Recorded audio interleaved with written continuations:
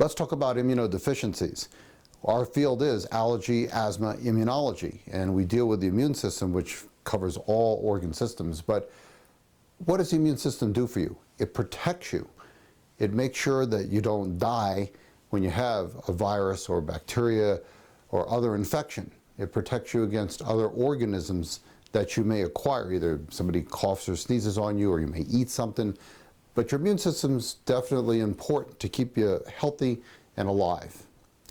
Not everybody has all parts of their immune system. And some people have the parts, but they don't work or work well. And that's one of the things we see with people who have too many infections. So some people present very early in life. There are babies, infants, who actually are missing a piece of their immune system, and they get a lot of nasty infections early in their life. And if they're not picked up right away and the appropriate treatment not given, they die. Very serious. Some of them need gamma globulin, some of them need bone marrow transplants, but very serious. But what we mainly deal with with the general public is immune deficiencies that kind of come up during their life. There are different things that could be missing. And the most common one is IgA deficiency. So this is an immunoglobulin that protects you. It's like on your skin, it's in your mucosal system, meaning your respiratory system, like your nose and your lungs, and also in your gastrointestinal system, in your gut. So all these surfaces, that's your primary defense mechanism. So it's thought that maybe 1 in 300 or 400 people have this. It's actually more common than that because not everybody gets tested unless they have symptoms. So it might be actually 1 in 100 or 1 in 200 people if we tested everybody. What can you do about that? Well, there is no specific therapy. It's just knowing that you have it, and when you get an illness that seems bacterial, you have to treat it quickly. And also there's other things to know about blood transfusions. The next common one would be IgG deficiency. IgG is the main immunoglobulin. It's there in your bloodstream. It's like the Marines. When there's an infection, boom, first on the scene, keeps things in order until the rest of the immune system can come around and help it out. So some people have an IgG deficiency that's kind of always been there and it's not been picked up.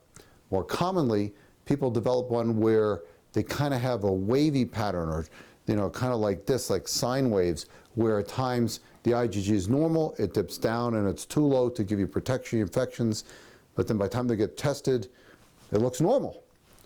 And then they go down here, they have another infection.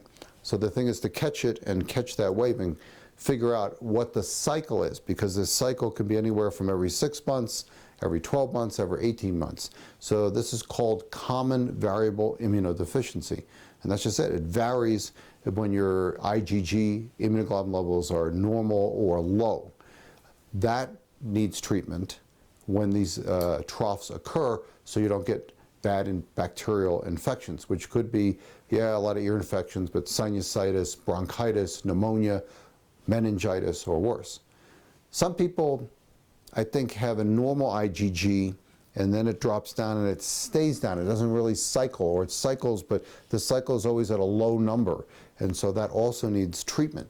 So the treatment for these IgG deficiencies is gamma globulin, which is actually the IgG from other people that's packaged and given to people. And there's 2 ways to receive that. One is intravenously, or in the veins, and that's every 28 days. And then there is subcutaneous, where there's just like this little needle, and you actually, I know it sounds bad, but you just put this little needle in your abdomen and do that every week. And that's nice because the intravenous stuff has to be done at the hospital or in a doctor's office. But the other one, you learn to do, and you could do at home, at your convenience. It only takes a couple of hours. Then there are a couple other immunodeficiencies that can occur. And that would be maybe the white cells are too low, or they're not working correctly, because there's this very fancy talking of one immune cell to another, and those connections may not always form or form correctly. And so you have the pieces, but they're not working right. And sometimes we have treatment for those. There's also another component of the immune system called complement.